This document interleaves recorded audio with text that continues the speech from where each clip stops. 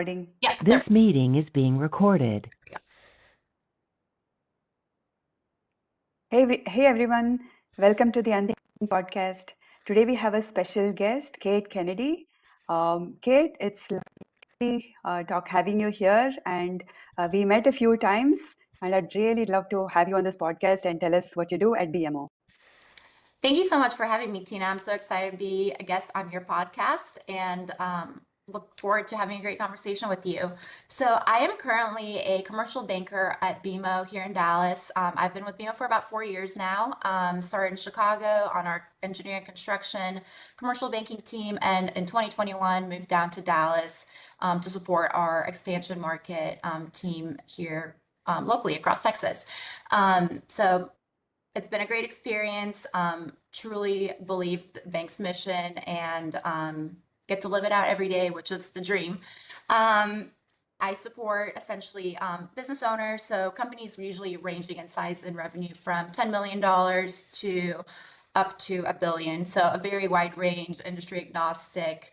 And I help business owners achieve their goals and strategies as far as growing their business and what they want the business to be long term, and also help them find the right capital and funding sources, whether it's through debt or connecting through my resources to provide alternative financing resources as well. Prior to BMO, I spent some time.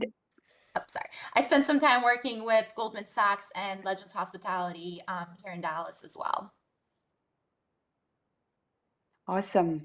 Thanks, Kate. What really struck me when we met at the breakfast event was that you were such a keen listener, and you were not talking from the perspective of a banking person. Like for me, banking industry is a little removed, and when I saw the keen interest in such startups and the way you speak to founders, even early stage founders who have not reached 10 million, that really struck me. That plus your background being Polish and coming from Chicago, so it was really wonderful hearing about your background and seeing how you collaborate with startup founders. So I'd love to hear more about your move to Dallas and what strikes you about the ecosystem here for founders. Yeah, so this is actually my second round in Dallas. I attended the University of Mississippi for college and met my husband there. And he was actually from the DFW area. So I had spent some time here, while I was in college. And then after graduation, it was just a natural path. So I moved here. Obviously, um, it's hard to leave the South once you move to the South. So it was very hard for me to move back to Chicago and, leave behind everything I learned after being at the University of Mississippi. One thing that struck me about Texas as a whole was one, the culture. People love the Texas culture. It's the history of Texas is one that shows resilience, and it shows that, working together accomplishes a lot more than not working together. So we get to live that out every day, and I think you see that every time you drive. You see all the U-Haul trucks coming in. The DFW area has over 300 new people moving here every single day, and people move here for the positive business climate, low state income tax or no state income taxes, opportunities. So there's very awesome job opportunities in tech, business services, construction, healthcare sectors that really drive people to this environment. There's great weather. And the best part is while, we have almost 8 million people living in the DFW Metroplex, it still feels like a small town. You still will likely run into your friend, whether it's at the Star in Frisco or, at one of the local brunch spots in Uptown Dallas, where you don't feel like you're just a number in the city. Another thing that's also really great is because there's so many transplants moving here. That creates a great opportunity to make new friends and build new communities. So all the organizations that I've participated in, whether they're nonprofit or industry specific, has been an opportunity to build new friendships, but also build alliances with new business partners and grow the good here in the community. And that's something that you can't really find in every city and every state. Yeah, that's awesome. So one of the things that really struck me was that before, so I've been in Dallas for a long time, but I never saw Dallas as a very collaborative or community-based place earlier. But I think after COVID, or maybe it's just my lack of being aware, but I think after COVID, everybody is so interested in in-person events and meeting people. And when I had a few events, met people, especially when I met founder communities, I found the warmth. I found that there's a hunger for collaboration because everybody's gone through COVID. People have gone through the tough times. They have come out really resilient. And they've also discovered that you can obviously do a lot more together, like you said, than alone. So I think culturally, there is some sort of transformation also maybe that has happened in Dallas, or maybe it's just my view of it now. But typically in countries that are less developed, you see more social communities because people depend on each other. While in places that are self-sufficient, people become more individualistic. But now, what we are seeing in Texas, what I noticed is that there is wealth, there is enough wealth, Mhm. and there is also community. So that's the super combination because there is opportunity and there is like an appetite and there's an intent to collaborate. So even if we're going through a downturn now, I think places like this will come out really strong, given the right collaboration and the right mindset for people to work together. Exactly. Yeah. And you mentioned COVID. Again, not a lot of places across the country had the same kind of business climate even through COVID. When I was in Chicago during that time, everything was shut down. I was stuck in my tiny 650 square foot apartment. And that was it. No one was out on the streets. But we actually ended up coming down to Dallas that summer because things were open here and people still had, even the minimal amount of socialization, which is just so key to the human civilization. Like we're social creatures. We need to have that interaction, and taking that away really put a lot of things in perspective. Yes, and the other thing that I've noticed is that the current climate can also the collaborative nature of people is well supported with the trends in technology now. So whether it's AI, whether it's Web3, all these are basically tools that bring power into individuals. So, for example, Web3 enables financial independence, it enables ownership and sharing, collaboration, communities. And AI, of course, like you've seen, this huge AI suddenly became a common man's term in the last 2 years, Yeah, especially last year. So that's super interesting. That now uh, you don't have to be a large enterprise to make money. You don't have to be dependent, or you don't have to be excluded from the group of people that make money or the companies that make money. What's your view on this? exactly. No, it's funny that you mentioned AI. I remember when people started first talking about it, I'm like, there's no way, like, you can't have a robot or, this like virtual, I don't know, platform, writing emails for you, or, creating content or creating even like marketplaces, just based on your preferences. But that is truly what is happening. I mean, you see it on Instagram. My phone can pick up certain, I don't know, topics or my thoughts even, I don't know. And the next thing I know is there's an ad for whatever, item I want or I was thinking about or mentioned to my husband. So it's actually really crazy how fast AI, the world of AI, and kind of just having the more customized user experience has grown so quickly. But again, that's where the collaborative environment and bringing ideas together really comes in to fuel that progress. And I think, again, going back to Yeah, Dallas, and North Texas, like we have such a great tech infrastructure and a great support system through Tech Titans, through the Dallas Entrepreneurship Network. Even going down as far as Austin, you see all the awesome opportunities that are coming up in Austin with the new idea generation, tech startups, and all of these companies are here to solve a problem. Yes, absolutely. And one of the things you mentioned about the phone listening into conversations or Facebook ads that keep following you after you've searched for something. So one of the things that's that's interesting now is that yes, there are these giants.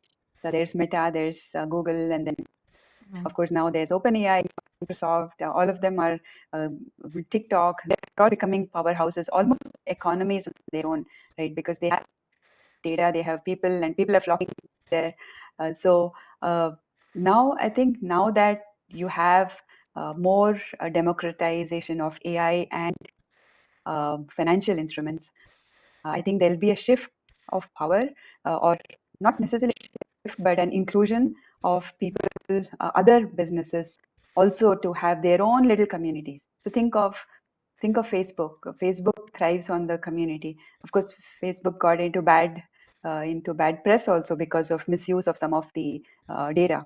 Yeah, yeah. So what if, yeah, I think it's important for business owners to start owning some of their own data, to start leveraging their data, and also to build communities around their own brands so that they don't really get diluted. Uh, there's some of it that can't be avoided because of course brands Mhm. visitors from Facebook, from Google, from everywhere. But there is also a opportunity for them to build their own community around them and grow it organically without a very high marketing spend, or without a high effort from a time and money perspective. Exactly. And again, goes back to community, but also the focus to small business, to a small business community. So whether it's you're a local store selling stationery to clothing and so on, there's a heightened focus on promoting those brands. You see it even during this holiday season with Shop Small Saturday, to even influencers promoting, smaller, women, minority owned businesses. And I think that's where a lot of the opportunity to build wealth in that sector is. For example, with women owned businesses, there's been so much newsworthy headlines where women continue to have a larger share of wallet. They're making financial decisions. They get to decide where they want to spend their money, which vendors and companies and businesses they want to purchase their goods from. I personally love supporting our local businesses. I live in an area that's very small business friendly. And so whenever I have an opportunity to do that, I do so. And I I'm not an influencer, but I do promote those businesses on my small, 1,200 follower Instagram, to hopefully get new clients for these small businesses. And like I said, with just the shifts in the trends, consumer spending, and ways that people are using their money, that is where one, community is built, and two, the community continues to grow financially. Yeah, absolutely. And I love what you said about supporting small businesses, women-owned businesses, and all kind of niche areas, right? So I'm also seeing that there are so many groups now in Dallas, in Texas, and everywhere evolving where there are communities there are communities of small businesses that support each other, buy from each other. So and then there are physical events happening. There are shows where there are sponsorships where small businesses sponsor events, and then there are a lot of there's a lot of support, and it's amazing how much of organic growth is happening, which doesn't even come on the press. So here, I met at least 5 different communities in the last 2 months that are separately evolving and growing out independent communities of business owners. Right. So yeah, and that's really interesting. So what is your I'd love to hear some of the communities that you've seen, and some examples of such Yeah, places. so going back to the event that we met, that was hosted by the Artemis Fund. So BMO is actually a limited partner in that fund. So we, again, going back to our purpose of boldly growing the good in business and life, we want to create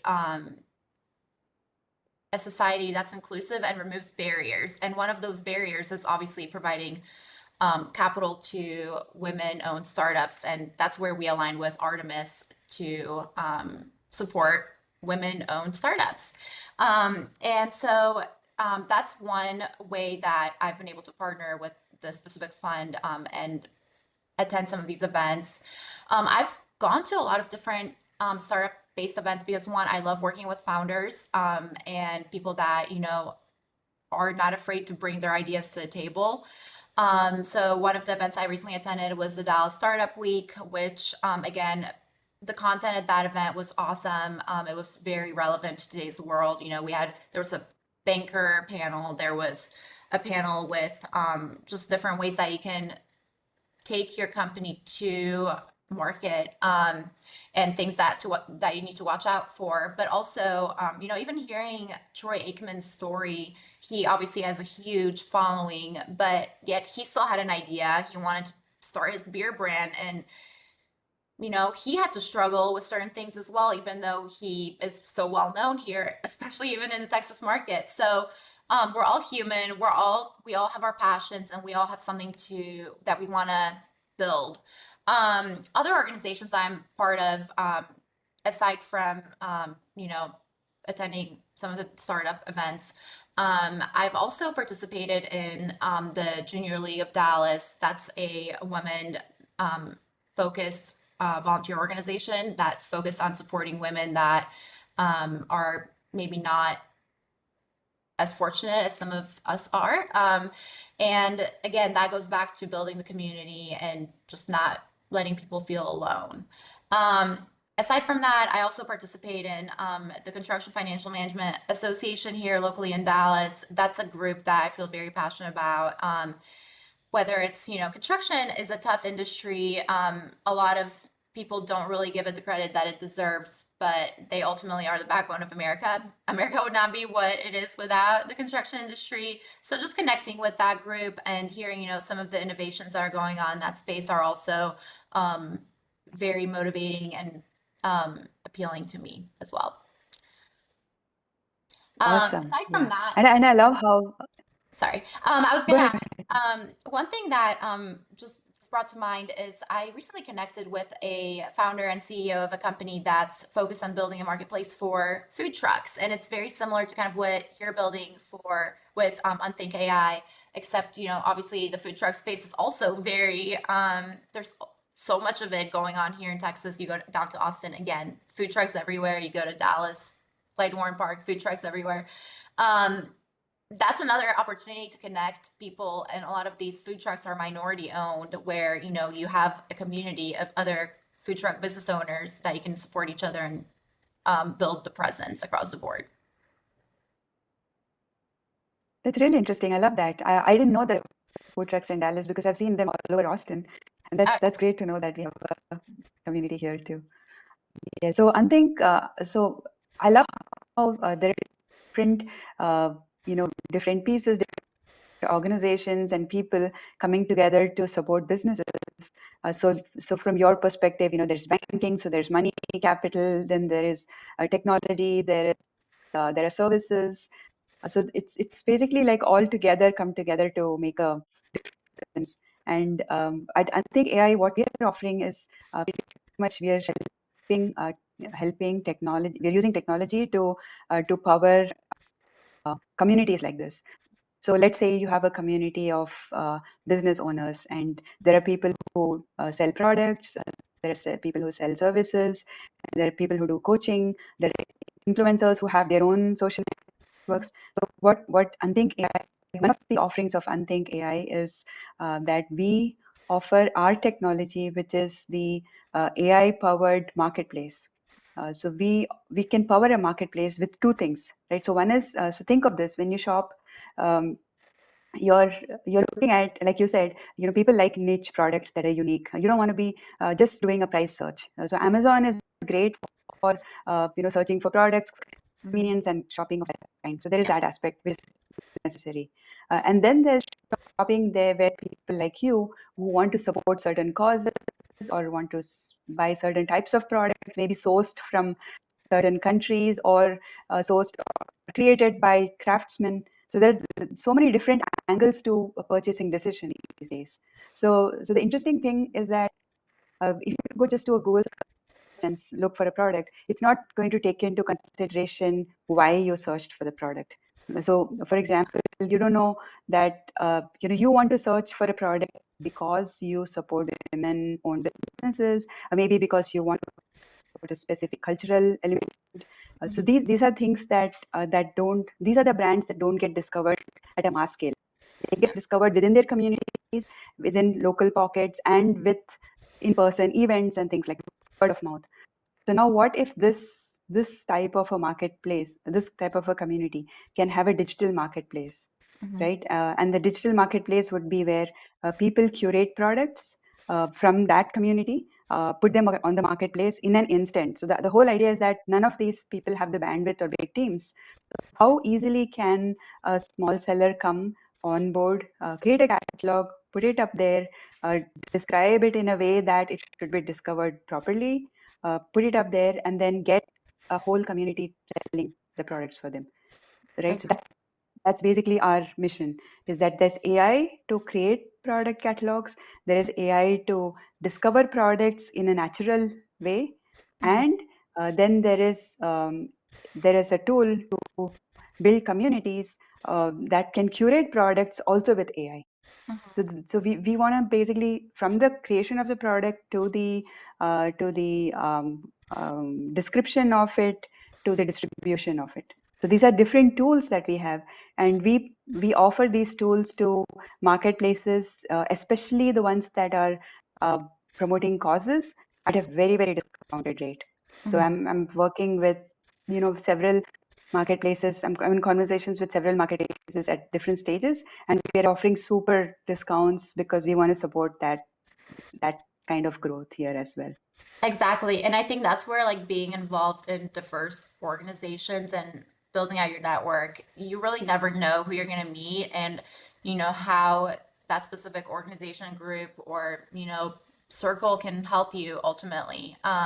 Because it's really all about creating the community and the network to support. Yes. And I was just curious about shopping habits. Right? So how do you shop, and how do you shop? Are you a big shopper? Oh my gosh. Well, now with the holiday season, it's one of those times where if I buy someone a gift, I have to buy myself a gift too. So I end up spending double, if not triple. But so yeah, so this is the right time to ask that question. Um, it's crazy because life is just so busy. I personally don't have time to go to the mall and sort through different sizes and go to 10 different stores. I want to have it all at my fingertips. So, as someone that, did not do online grocery orders in the past, I am now guilty of Instacarting a lot of things, especially Costco. But I also, again, I feel like the way that consumer habits have changed, where we're stepping away maybe from going necessarily into a brick and mortar store, we I personally also see that there are better deals online. You see better sales. There's again easier access. You can get these things pretty quickly, and you just have access to a better variety of products. So, like you mentioned, you have you want to have the curated goods at your fingertips. I want to have that. Like, I don't want to have to search through 10 different websites to find what I'm looking for. So, Amazon's a good place for like very general aspects, for, buying gifts and basics. Um, but, there's like if you're buying clothes or bags or shoes, that's still that could still use a little bit more of an improvement. You can't always find everything in one spot. So I know Google's trying to work on that where they have the shopping not add-in but Yes. tab. That's been a little bit helpful. I spent a lot of time though searching for what I'm actually looking for. I will say one thing that comes in with online shopping is things aren't always as they look online. So there's obviously a lot of returns that happen that take time and are just annoying to do. Another thing I also want to mention, I do follow a lot of influencers that have again built a huge following through, promoting their products that they like. And people want to buy things that other people like. That's how trends start. And so, when I see an influencer posting something that, like a pair of jeans that I haven't tried before, you bet I'm going to be clicking on that link that they linked. Whether, I know they get paid for that, but they did put in time to create that content and, promote the product, which, that's their job. So they should get paid for it. And they're creating brand awareness for that specific brand. Yes, I love those comments. So you're so right about the authenticity of the products and the need to know that a product is good and it's not just something that was put on the site.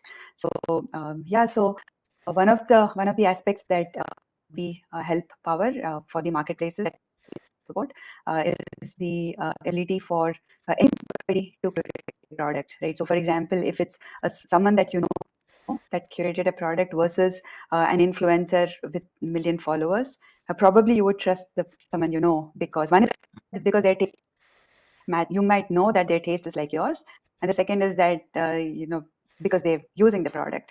Right. So that's an interesting aspect, I feel, of the authenticity, for the ability for anybody to curate products and make money, not necessarily as big brand deals, but what if they owned a share of the profits, right? So these are the sort of models that I'm seeing evolving, and I'm seeing several communities coming up with these kind of models, and I'm very fortunate to have the chance to offer them technology that serves that need in the market. Yeah, and I think one thing I also want to mention, this actually, I read about this yesterday.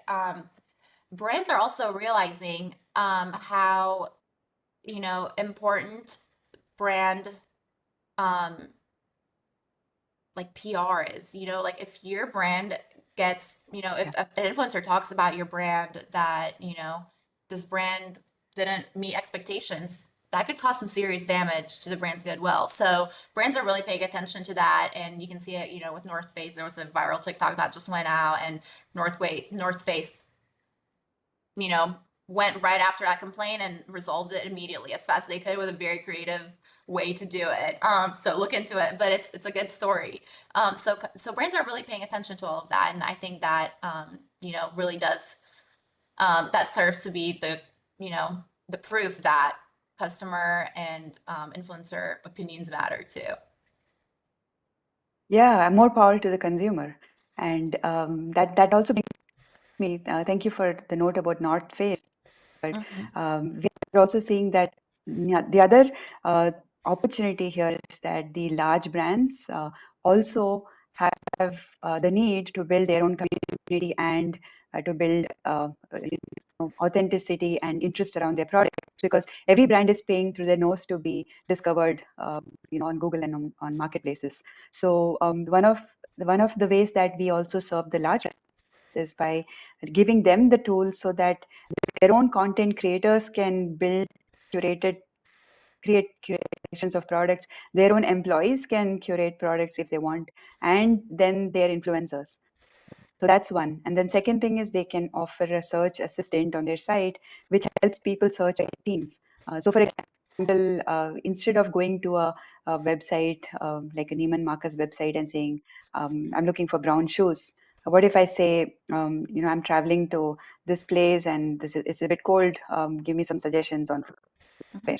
And then you get this AI assistant come, give you ideas for staying, what kind of footwear you should wear, and then it brings up the products automatically that serves your need. So it's sort of intent-based shopping versus I know what I want and then I go shop.